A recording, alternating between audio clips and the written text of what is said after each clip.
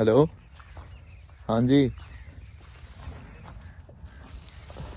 मैं बाबा सलामदीन दे कोल हाँ। हाँ जी इत्थे मैं आ गया इहदे बाग विच। हाँ इत्थे ही वो सामने बैठे है। वो हिंदुस्तान तो काल आई हुई आ। ਉਹ ਮੈਨੂੰ ਰਾਤ ਵੀ ਕਾਲ ਆਈ ਆ ਤੇ ਹੁਣ ਵੀ ਉਹ ਕਹਿੰਦੇ ਬਾਬੇ ਨਾਲ ਗੱਲ ਕਰਾਓ। ਹੁਣ ਮੈਨੂੰ ਕਾਲ ਕਰਦੇ ਆ ਤੇ ਮੈਂ ਹੁਣ ਦੱਸ ਕੀ ਕਵਾਂ। ਰਾਤ ਵੀ ਉਹਨਾਂ ਨੇ ਕਾਲ ਕਰੀ ਹੁਣ ਫੇਰ ਕਾਲ ਕੀਤੀ ਆ। ਹੈ ਵਨ ਕੇ ਕੱਲਾ ਆਉਂਦਾ ਹੈਗਾ ਉਸੇ ਨਾਲ ਦੇ 5 ਬੰਦੇ ਆਉਂਦੇ ਨਹੀਂ ਹੈਗੇ ਉਹ ਕੱਲਾ ਕਿਸ ਤਰ੍ਹਾਂ ਦੇ ਜਵਾਬ ਵਿੱਚ ਜਵਾਬ ਦੇ ਦਾਂ ਤੂੰ ਆਪ ਦੇ ਦੇ ਬਸ। ਨਾ ਮੈਂ ਨਹੀਂ ਆ ਹੁਣ ਉਹ ਸੁਣ ਰਹੇ ਹੈਗੇ ਆ ਮੈਂ ਕਾਲ ਮਲਾਈ ਵੀ। ਹੈਲੋ ਇਹ ਬਾਬੇ ਕੋਲ ਆ ਗਿਆ ਮੈਂ ਤੇ ਇਹਨਾਂ ਨੂੰ ਤੁਸੀਂ ਆਪ ਕਹਿ ਦੋ ਇਹ ਹਿੰਦੁਸਤਾਨੀ ਬਾਬਾ ਇਹ ਨਹੀਂ ਆਂਦਾ ਤੁਹਾਡੇ ਕੋਲ। ਇਹ ਕਹਿੰਦਾ ਮੈਂ ਹੁਣ ਪਾਕਿਸਤਾਨੀ ਆ ਬਸ।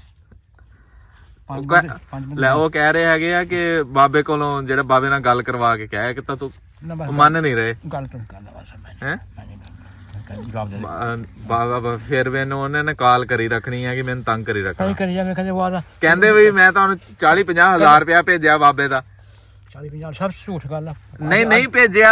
ਅੱਜ ਕੱਲ ਕੌਣ ਅੱਛਾ ਮੈਂ ਤੈਨੂੰ ਦੇ ਦਾਂ।